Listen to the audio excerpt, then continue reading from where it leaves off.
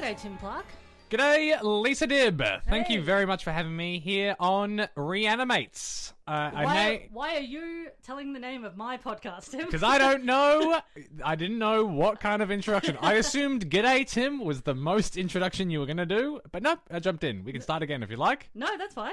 No, all right, one of those podcasts. Why don't you host it? Why don't you host Reanimates, the podcast going through Jeffrey Combs' entire filmography, hosted by me, Lisa Dibb. Thank you very much, but I pass the honours back to you, Lisa. Thank you. I'm in a way happy to be doing it. In other ways, sometimes not, because as I learned today when I watched the film we're doing today, sometimes this is a real uphill battle. Right. Look, because I decided to take on this task, which I think we should probably get into that before we talk about the movie in question. Hello, everyone. My name's Timothy Clark. I'm loving to be here, a guest on Reanimates. Just before we started recording, Lisa dropped a bombshell on me. She said this is either going to be the first episode or the second or third. And I tell you what, I'm hoping for first. You see those pod stats, it's always episode 1 is the highest, then maybe like episode 50 or 100 where everyone's trying to do like a cultural reset and just like, oh, this is the jumping off point for new listeners. Episode 2, get out of town. Useless. Who's going to listen to episode 2? If you're looking at your podcast player right now and this is episode 2, I want you to dox whoever is the guest on the first episode and then immediately unsubscribe from this show. Oh no! The show is Reanimates, a journey into the life and filmography of Jeffrey Combs. This is going off the rails, and I don't even mind actually. Today's film, The Pit and the Pendulum, 1991, based on an Edgar Allan Poe story. Not surprisingly, as Combs heads would know. I don't know if that's what Jeffrey Combs fans call themselves. I could be the only one. I have no idea. He loves an Edgar Allan Poe. He loves Edgar Allan Poe and he loves H.P. Lovecraft. Thank you very much for having me on.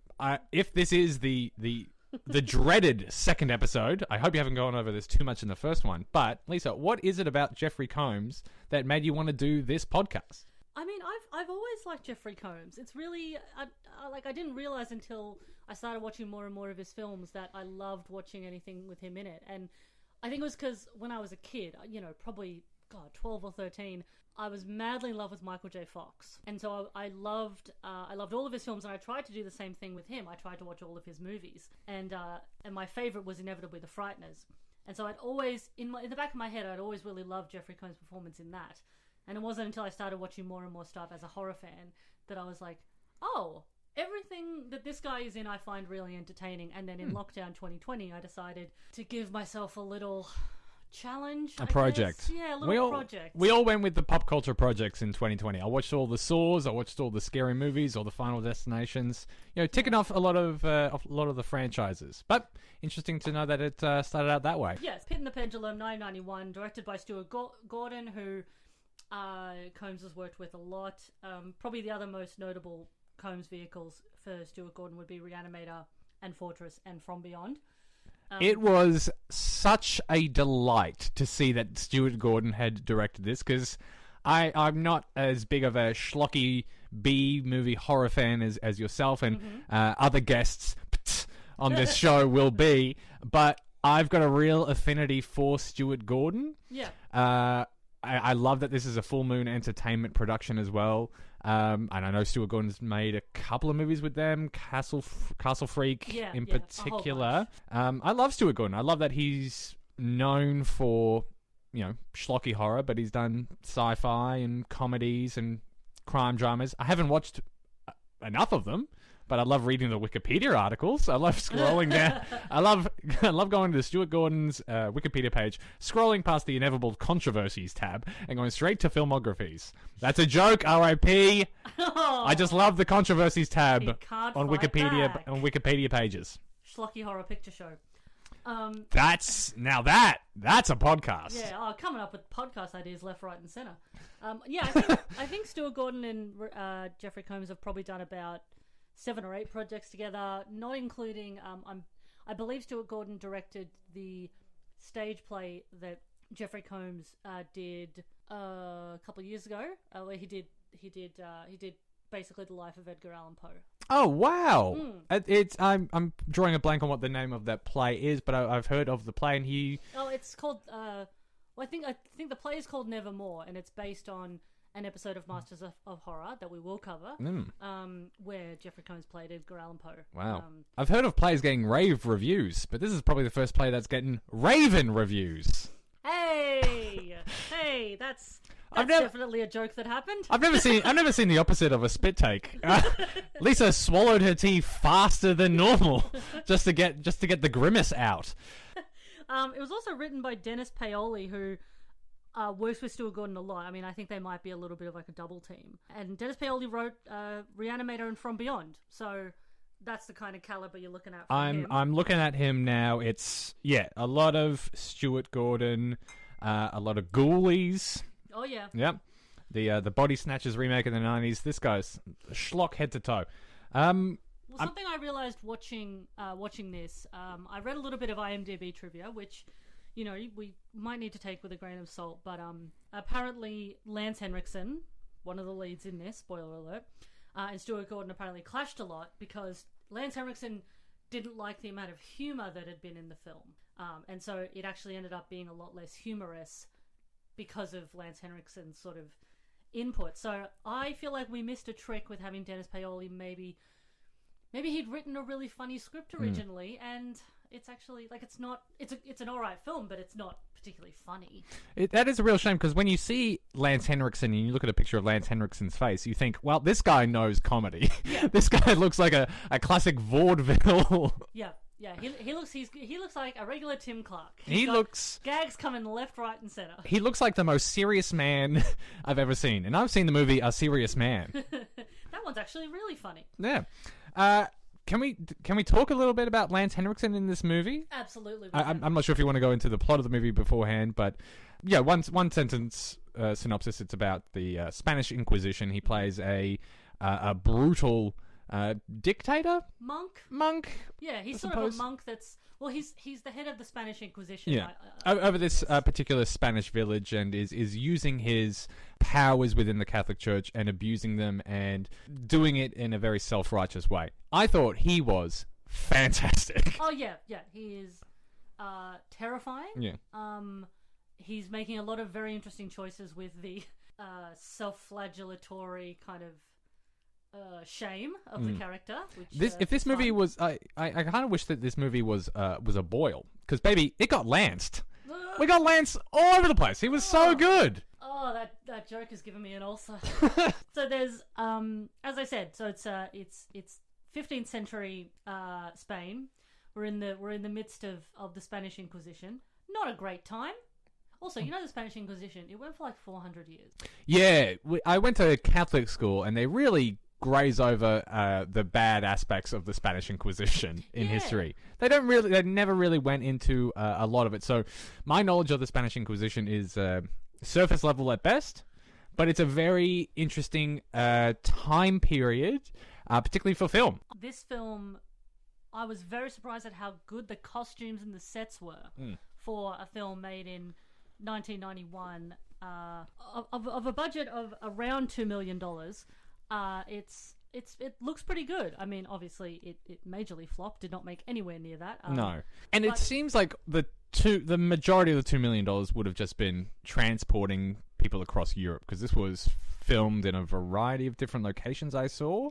Yeah, I think they settled on Italy.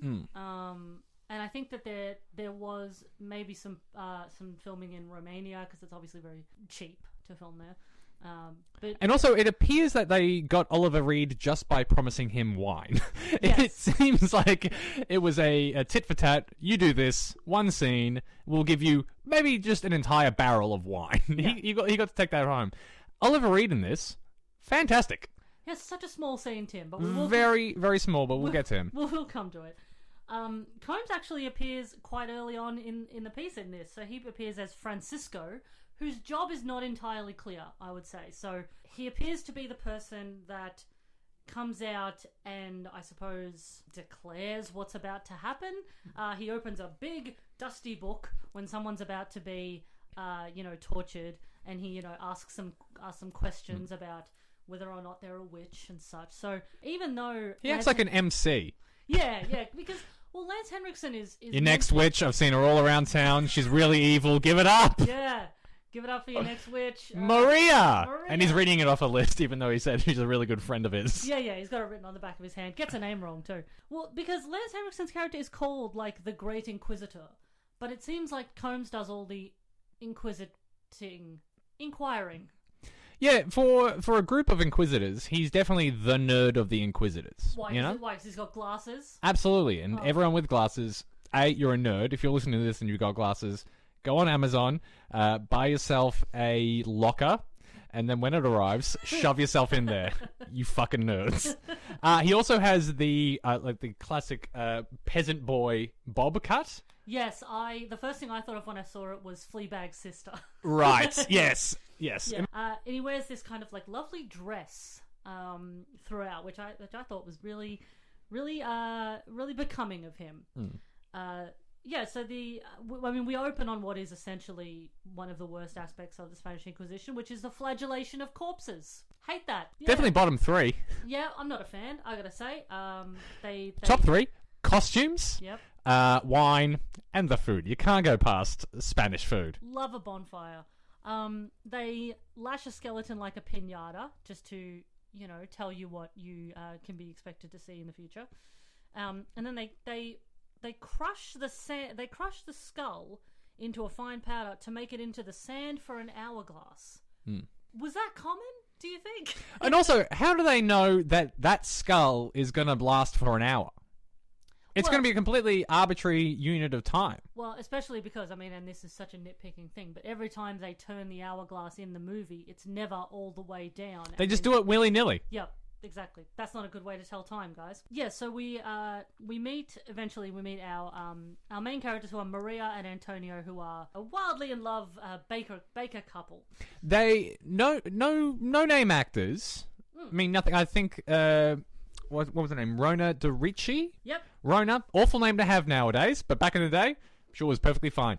I thought they were fine. Like, they were probably just picked out because they were pretty faces who were auditioning at the time. I thought they had a lot of passion together. I thought the guy did great in his we're going to get to it soon, but he did a lot of swashbuckling and a lot of more typically adventurous aspects. I thought they had real good chemistry. Yeah, Jonathan Fuller plays the husband, who I don't recognize from anything, but I'm sure he's nice.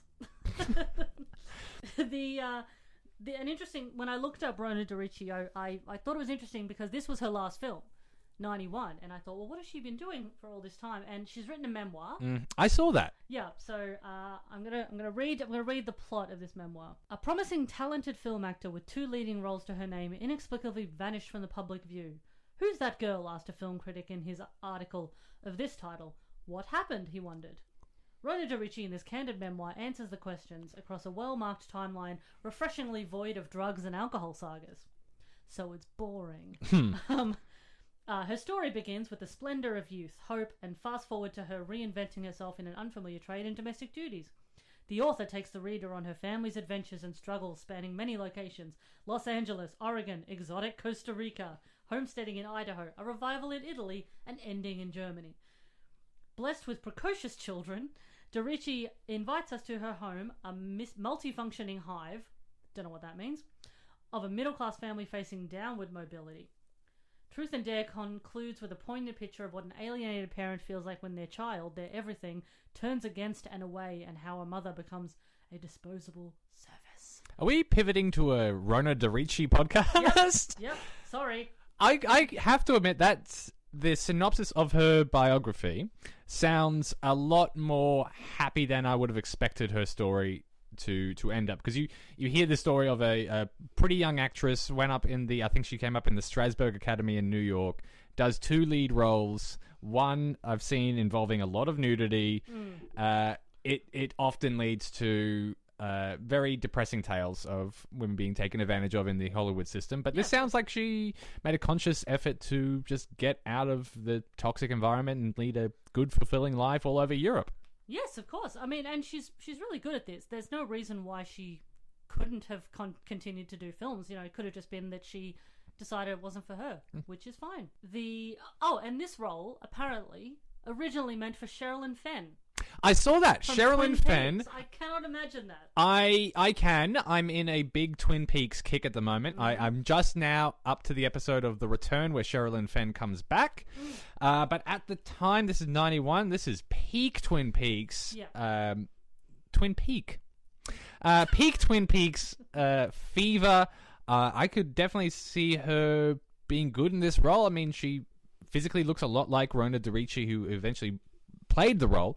But I think for a production like this, a $2 million little film shooting in Italy, I think at the time she was in such high demand that, hey, they couldn't afford her. She was too busy playing Curly's wife in Of Mice and Men, a character without a name. Well, apparently Peter O'Toole was meant to play the Lance Henriksen role, which, again, I don't know how that would have gone. I think Lance Henriksen was pretty good at what the role dictated. Who knows? Peter O'Toole, yes. Peter O'Toole, of course. Highly lauded actor. I think, though, is mostly known for... Man of La Mancha. Yeah. I was going to say more heroic roles, whereas Lance Henriksen can really alternate between hero and villain a lot better. Not that Peter O'Toole... I mean, fuck, what am I saying? Not like Peter O'Toole is not going to do a good job. I think Lance Henriksen plays creeps much better. Yes, and apparently for this role, he had a very strict diet of like just bread and water, like a prison diet, basically. Yeah, let's get into how Lance Henriksen apparently was method on this and was terrifying to other members of the cast. Yes, yeah, apparently a real, very unpleasant man to be on set, and apparently offset went a bit rogue with it, which is a shame that this movie didn't become more popular because he is incredibly good in it. Yeah. So in the film, the Baker couple go, one of my favorite scenes so far. They go to sell their bread at a fair, which line of the film, by the way, heard in the background. Pork sausages for sale. Prove you're not a Jew. Pork sausages for sale. Well, that was the character I was going to talk about. But I just liked him because he had like a link of sausages around his neck, like a necklace, and he was going, "Buy my sausages." It really has like a Newsies quality, this scene, so you expect like extra Pope Innocent, because that was the name of the Pope at the time, Pope Innocent. Oh, it's a deep cut. I like that. But yes, they selling their bread. Fuck, this movie made me want some bread. They're always eating bread. The bread is very nice. The fair quickly turns awry when there's going to be a witch burning. Witch burning? That burning. It's going to be a long podcast. It is. It's going to be a long one. I'm assuming that Lisa, while we're recording, Lisa laughed out loud really hard and then said, I'm going to tweak this in editing, so I'm assuming you're going to add in more laughter? Yeah, You certainly wouldn't take it out and maybe add a groan. No, I'm gonna layer more laughter in. Thank you. Not many films are bold enough to whip a child. I will give it that. Yeah. They whip a skeleton, they whip a child, they whip the main character. They whip everybody. They love whipping in the 15th century. So Lance Henriksen has in the midst of the witch burning, Lance Henriksen spies Maria, and he becomes, I guess, enraptured by her, which he has obviously confused horniness with witchcraft. Him being aroused by Maria, very beautiful woman, he's obviously assumed that she's put a spell on him. So, obviously, he arrests her for witchcraft, because that's what they did. She's put a spell on my dick! There's a line later. I don't know why he's a vampire as well. Basically exactly that. Also, fun fact, Lance Henriksen, I did not realise, very incredibly prolific actor. He's done, his IMDb credits are about 260. Wow. That is crazy. He made 9 films. Well, there were 9 films released of his in 1995 and 2004. Woo! 9 in 1 year. Right. It is crazy that he's been in over, 260 films. And this film, The Pit and the Pendulum, is by far his worst hair. Can we talk about Lance Henriksen's hair in this? You can. It is insane. It is the classic monk cut. Actually, not even the classic monk cut. No. It is a halo around the back of him. It's kind of like the like a skullet, but very, very thin, just like a halo around him, and then one small tuft in the front, like Tintin. Yeah, it's incredibly hard to explain. It's a coffee stain on his bald head going around, and then he's got a soul patch in the middle of his forehead. That's how I would describe it. Yeah, definitely. Yeah, it's definitely the worst combination of looks. Going bald, plus a flavor saver, not even in the right place. No. It's a flavor saver in case you eat soup with your head. Yeah. Saving the flavor for God. Every movie of this period has a candle sticking out of a human skull just propped up on someone's desk or like on a table or something, like a paperweight. To be fair, though, if this podcast keeps going, you're absolutely going to have one of those in the corner of this room. Oh, yes. I mean, I think eventually over time, the room in which I record these podcasts will eventually become... The Combs Cave. The Combs Cave, yeah. It'll eventually become a sort of shrine. There'll be some sort of candlelit shrine. I'll make it happen.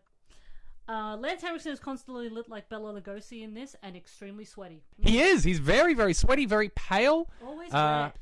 So Maria is thrown into jail where she meets an old woman who actually is a witch called Esmeralda, who is played by Frances Bay. Frances Bay. Yeah, so that's the woman from Happy Gilmore, the Rye lady from Seinfeld.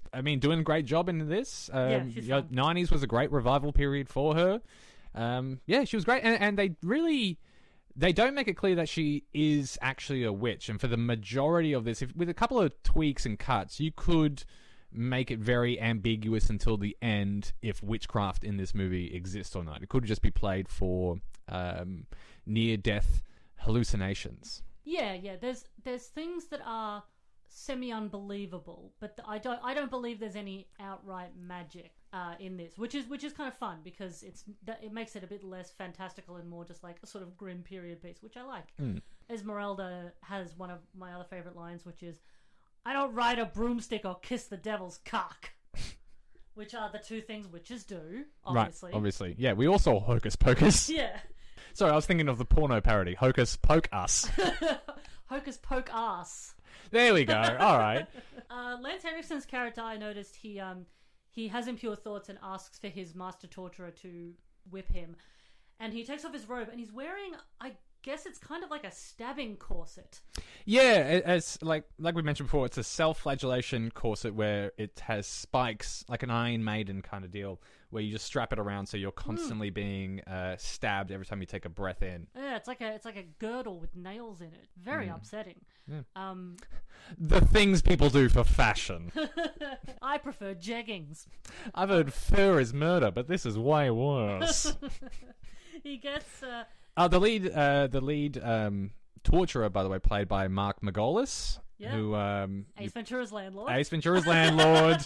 I was gonna say he's been in like Oscar-nominated films. He's in all the Darren Aronofsky films. He is in Breaking Bad and Better Call Saul. But no, he's Ventura. Mr. Chickadance. Mr. Chickadance. And he's great. He was one of the few people in it that I immediately recognized. Yeah. He gets his master torturer to flog him as he kneels on glass. I won't yuck his yum. That's his deal. So they eventually torture Esmeralda, and they almost killed her. And then when Maria defends her, she's tortured too because they assume she's a witch. They also do take Antonio, her husband, in for torturing. One of the main things I noticed, and I know that this is the Combs cast, but I am going to keep coming back to Lance Henriksen. Please, reanimates. Lance Henriksen is just doing so much with the role, and I'm not saying that Jeffrey Combs isn't doing as much, but he doesn't have as much space to work with.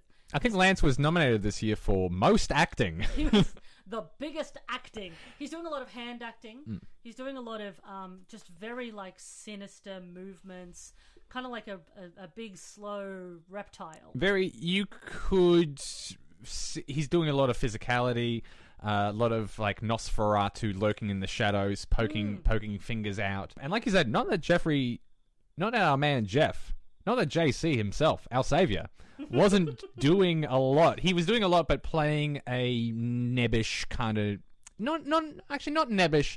What kind of nerd? Like a snivelly nerd. Yeah. Randall from Disney's Recess, if you remember that. Yes, I do. He's a sniveling little worm who's trying to suck up to the lead guy, but has a change of heart halfway through, I believe. Yeah, there's also a couple of scenes where Francisco Combs' character and the sort of main surgeon, whose name I can't quite remember, they sort of have a little bit of a bumbling double act sidekick kind of feeling, which I wish they'd pushed a bit more. These two idiots bumping into each other, being like, "Why are the prisoners escaping?" Jeffrey Combs absolutely has the energy that he's about to say, "Oh, Niles," after every line. Sherry Maria?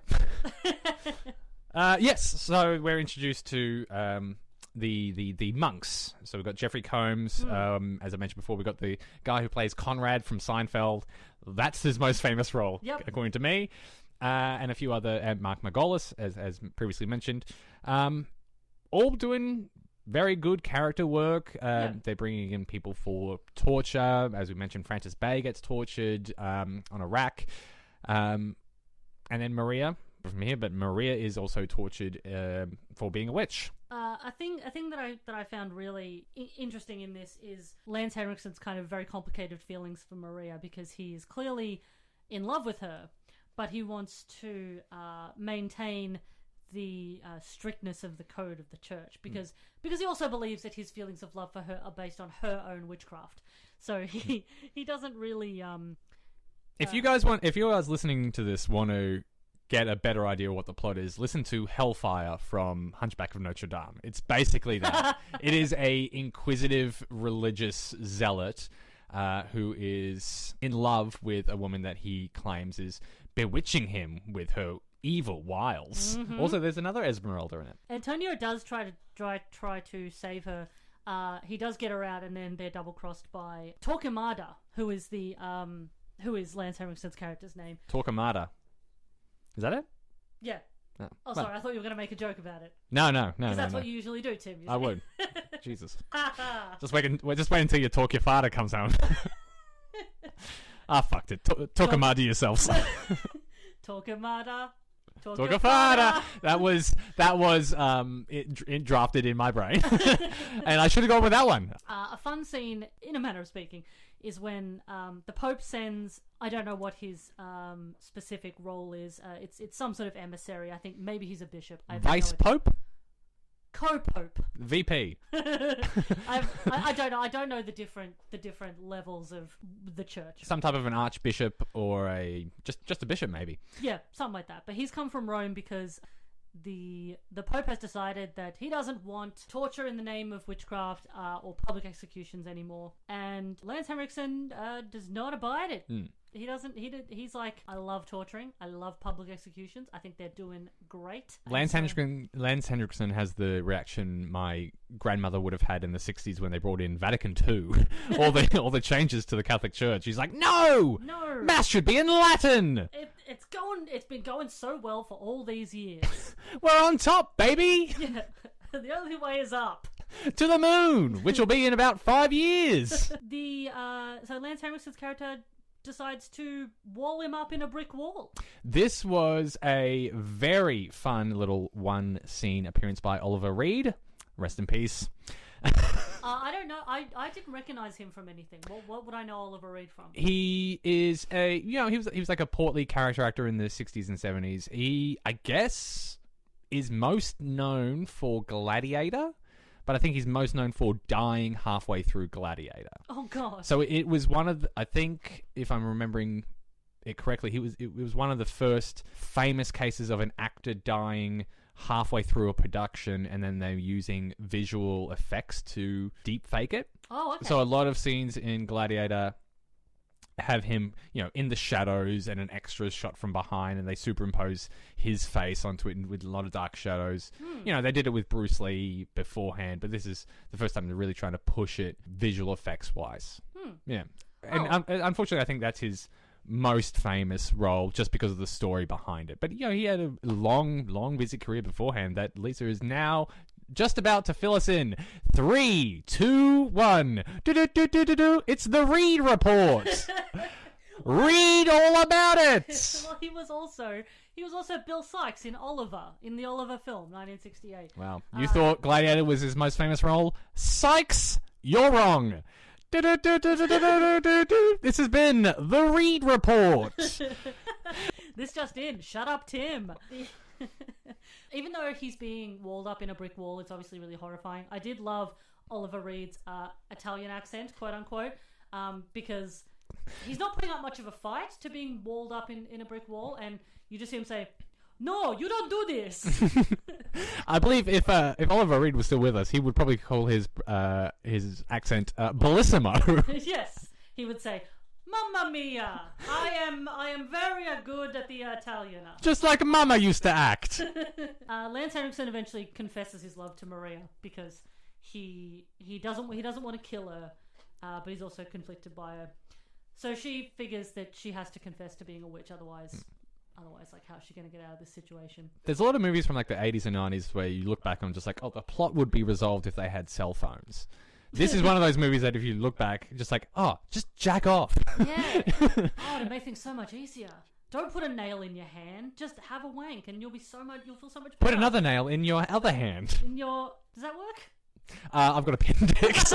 Yes. So Lance Henriksen's character, he forces Maria to stay with him if he lets Antonio go. So classic Beauty and the Beast rules there. And I think they say that in the movie at some point. Just like, well, we got a real Beauty and the Beast situation on our hands right here. Real Beauty and the Beast vibes. There is a scene where Torquemada, he wants to lay down with Maria. I mean, obviously he wants to have sex with her. But he's decided to lay her down on one of the torture devices, which is a stone slab where there is an axe dangling from the ceiling that at some point may or may not fall and kill you.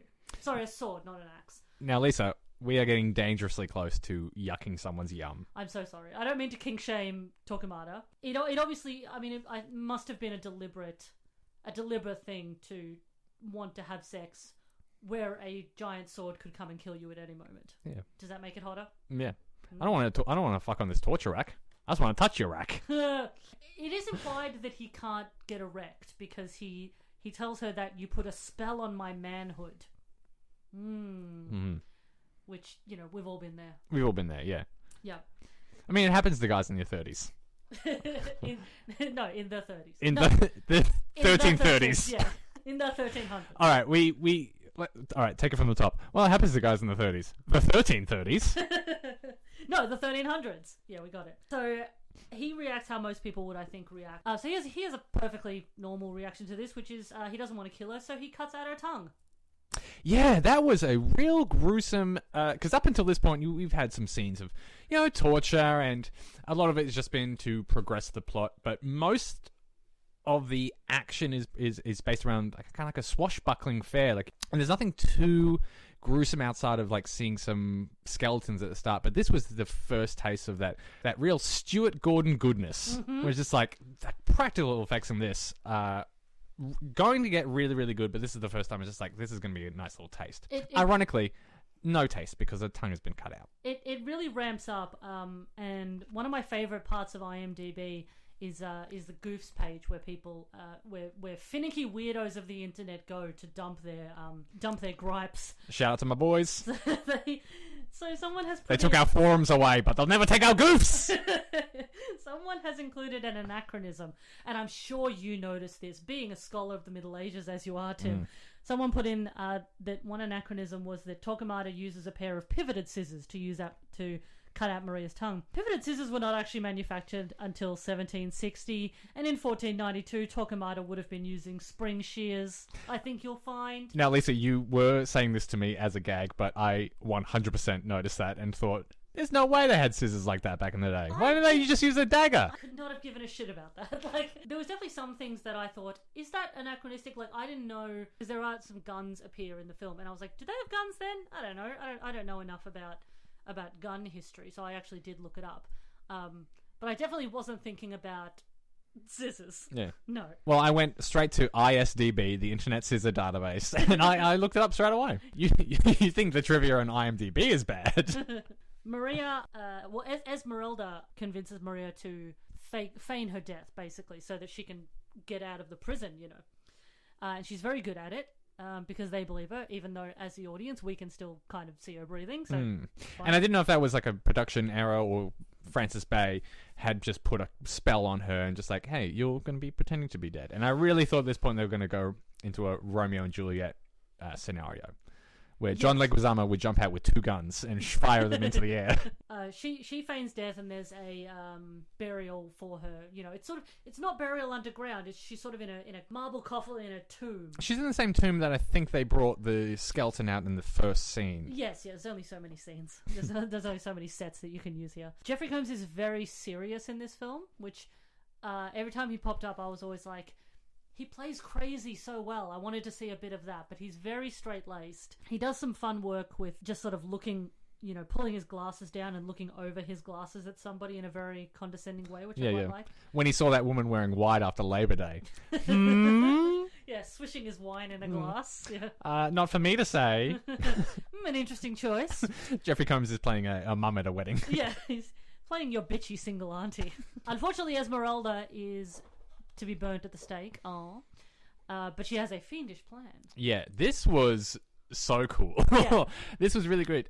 Before she is burned at the stake, Esmeralda eats a bunch of gunpowder, and then that happens to be lying there. And then, as she's being burned at the stake, she effectively just curses everyone in attendance. She curses out Torquemada, curses out Torquefada, Torque Uncle, Torque Auntie, and obviously because she's full to the brim with gunpowder, as the fire engulfs her, she explodes, and bits of her bones fly out like a frag grenade and kill people in the crowd watching her. It was fucking cool.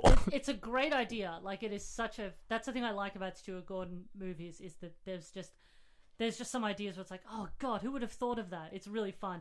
But I don't know much about guns. 4 men owning 1 ice cream suit? This is insane. I don't know. A reference to, I think, his most least known film. Yeah. I wouldn't have... Because gunpowder doesn't work if it's wet, right? I wouldn't know. I don't think so. I try and eat as little gunpowder as possible. I know doctors are saying it's healthy to have 1 glass of gunpowder with dinner every night, but I just can't drink that much. Because I think that they say that in Les Mis. I think that they say they can't use the gunpowder anymore because it got wet in the rain. Possibly, I'm not sure. But also, witches aren't real either, Lisa. So you might be getting stuck on a moot point. But I wanted to nitpick. Yeah, but that is so much fun. There's like one of her large bones comes out and just stabs someone right in the chest. It's a very cool and gory effect. And speaking of gory effects, the next scene is the titular reference. The pit and the pendulum are introduced in the next scene, which I gotta say, way less pit and way less pendulum than I was expecting. I thought this torture device was going to be like a main, but it really comes into play the last 20 minutes or so. We do eventually find Antonio being tortured. He's his torture device is that one where he's strapped down to the floor, and there's the axe that's the very large axe that's swinging back and forth. And slowly coming down. But thankfully, there's introduced in the story, the pit and the pendulum, and of course made most famous in film by the opening of Saw 5, when the man is unable to escape the trap because it was never a trap to begin with. It was a murder, straight and forward. Amanda had tampered with the trap, and that's what tips off Detective Hoffman to her plan. Welcome back to the Sawcast. Antonio is unfortunately, or fortunately perhaps, joined by a lot of rats, which actually do kind of help him because, and this is such a weird, like, who would have even thought about this? But, so there's a bunch of rats who are crawling all over him while this axe is swinging back and forth. One of the rats sits on his chest, the axe slices the rat in half, so he takes the rat half corpse, squeezes it in his hand so that the blood kind of covers his wrists and hand, which encourages the rats to eat the ropes off his wrists. Because I thought he was trying to use it as like a lubricant to slip out. But That's what I thought, yeah. And I think that was the case. Like, he was trying to do that, and eventually the rats came and chewed away at the blood-soaked ropes and let him freed. And he was able to get loose and untie himself from the floor. And while this is happening, Mark Margolis's character is turning on Torquemada upstairs in full view. So you've got these two shot really, really cool. Like, you're seeing in the foreground Torquemada and Mark Margolis fighting and arguing, and trying to kill each other, and then in the background you can see the pendulum swinging lower and lower, trying to get to Antonio. Some really cool shots in this. Some really cool practical effects as well. Well, unfortunately, Tokumata does he kill him here, or does he kill him later? He kills Mark Margolis's character, the torturer. And he does a very theatrical leap off the balcony onto the ground below, and then they kind of have the final confrontation between Antonio and Torquemada. Torquemada brings in all these guards, and he's having to sword fight with them whilst the pendulum is swinging back and forth in the middle of the room. It was a really fun and entertaining action set piece. Another thing that's really interesting is that Esmeralda has revealed herself to be, I guess, telepathic. Yeah, listen, a lot of this movie I was spent, on my phone, looking over occasionally, just like, that's pretty cool. Yep. And then going back to whatever game I was playing. But for the most part, it was following along pretty straightforward up until this part where I think she just... And this goes back to the point I was saying before, where it's kind of left intentionally ambiguous about whether or not witchcraft is real or not in the universe of this movie. It's made extremely clear that it is, because she starts reviving the dead around this time as well. Yeah, I think... If I was going to hazard a guess, I would say that the story implies that witches are not real, but God is. Because I guess it's sort of implied that God gives her the ability to speak with her mind as opposed to her mouth, because she has no tongue now. So she's able to, quote-unquote, call Antonio with her mind, which is how he knows that she is not dead. Yeah. I mean, it's not seen her corpse in a wagon. He assumes as much, but it's not a perfect film. But then again, you listen to a podcast about Jeffrey Combs. You expect a fucking 100% Rotten Tomato score on this? Get out of town. Yeah. Well, I'm not going to be doing The Frighteners for a while, which is a perfect film. So, Antonio does rescue Maria eventually. Antonio does go to take Maria from her tomb, where she appears to rise from the dead. Obviously, Torquemada thought that she was dead. And he is terrified of this zombie Maria now, but it's fine because he's chucked into the spike pit. He listened to that song, How Do You Solve a Problem Like Maria, but he didn't actually listen to the problem solving. He just thought, there's a problem named Maria, I'm gonna kill her. That's what we do here in 1492 Spain. Lance Henriksen is thrown into the now open pit. So I think the pit and the pendulum refers to a pendulum that slices victims, and then the pit opens and letting them fall into a spiked pit below. So Lance gets thrown into there. No one gets cut in half by the pendulum. I think someone runs into it during like the final battle, but no one is strapped down onto a table and gets sliced in the middle, which I wanted to see ever since I saw it in the opening scene of Saw 5 during a trap that isn't actually quite a trap, more of a well, it is a trap, but it's rigged by Amanda, setting off a chain of events that tips off Detective Hoffman. Anyway, Antonio and Maria are now reunited. Once Torquemada is dead, and Antonio and Maria are free, they go through and they release all of the prisoners out of the prison, and the guards just kind of follow them slowly. They don't seem to care that Torquemada is dead and they now have no one to dole them out orders. They're just kind of following these former prisoners and being like, I guess they're going to release everybody. Yeah, I guess we're not Catholics anymore. Oh well. We had a good run while it lasted. And this is where, if you thought we've been a little light on the Combs, this is where he comes into play, because he has a real turn of heart here. He's kind of like, well, I guess the bad one's gone, so now we can get back to making the Catholic Church a better place to live. There'll always be others. Yeah. These ones can go free. Well, he says... Mark my words, the Catholic Church will do nothing to harm any other people from now on. Yes, it's all good from here, guys. Yeah, he does say once. I think the surgeon asks him, "What about the others?" As in, all of the other prisoners who have been set free. And Jeffrey Combs says there will be others and allows them to go, which is, depending on the way you take it, either menacing or very heartwarming. Not quite clear. Then again, isn't that the appeal of Jeffrey Combs? Menacing or heartwarming? Who knows? Who knows with that man? Usually menacing. I cannot... Off the top of my head, I can't think of a role in which he plays just like normal, nice man.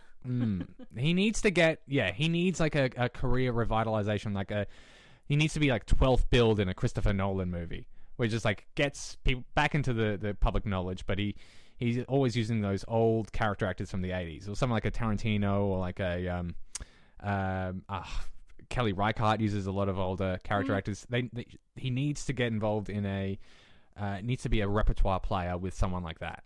I'd like to see him pop up inexplicably in a Coen Brothers. You know how he would rock in a Coen Brothers movie. Yeah, you know how Hail Caesar had Christopher Lambert and Clancy Brown in it. You know, just a lot of those those fun 80s 90s faces. Yeah. Well, as Jeffrey Combs' career goes on, he's pivoted, I guess, to much more, as opposed to outrightly crazy as he did in his younger days. He pivots more to just sort of an underlying menace, like he did in.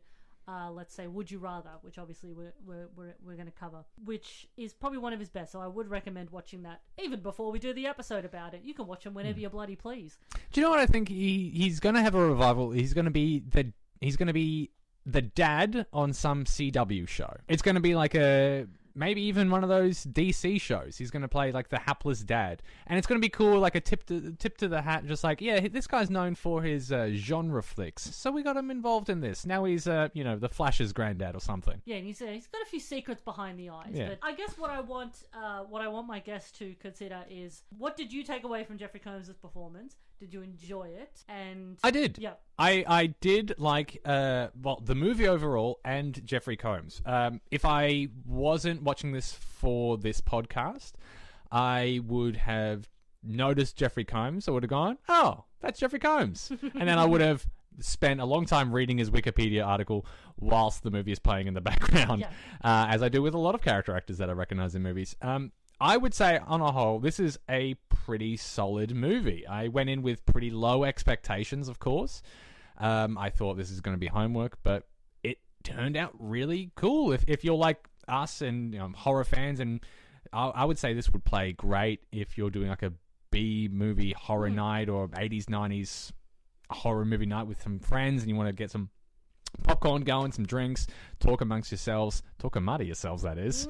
This would be a great addition. I could see this paired with, like we were mentioning before, a Reanimator or maybe some schlocky sci-fi channel stuff from the 90s. This will pair really well. Yeah, I think this is real fun. Like, I rated it 2.5 stars on Letterboxd, but that was just comparing it to other horror movies of the time. I think it's a really good, fun fare. Yeah, it is fun, and it's just on YouTube. Well, thank you, Tim. What do you want to plug? Thank you so much for having me. I'm on all the socials, Twitter, Instagram, Letterboxd, as I mentioned, at Mr. Timothy Clark. I'm involved in a sketch group called Chimp Cop. So we've been doing a lot of stuff the last couple of years. So like us on Facebook and Twitter. The name is going to change sometime soon, but you could probably find that information through me. Other than that, there's nothing else I can plug. I mean, I'm gigging, doing some gigs. Yeah, if you're in, if you're in Melbourne, Timmy's always popping up at gigs. And if you're in Melbourne, you almost definitely would have heard of or seen Chimp Cop at the comedy festivals. Probably usually my favourite show every year. Frankly, obscenely good writing and performing. Thank you very much. So, well, thank you, Tim. I don't have a sign-off yet. I don't think I will, because I think it will be too cheesy. Yeah. Well, I guess I'm going to have to act like me in the future and comb over. The Combs episode is over. I hate you. Jeffrey Combs, I hate over. You, Tim. That's the thing, is I hate you now. That's going to be his epitaph.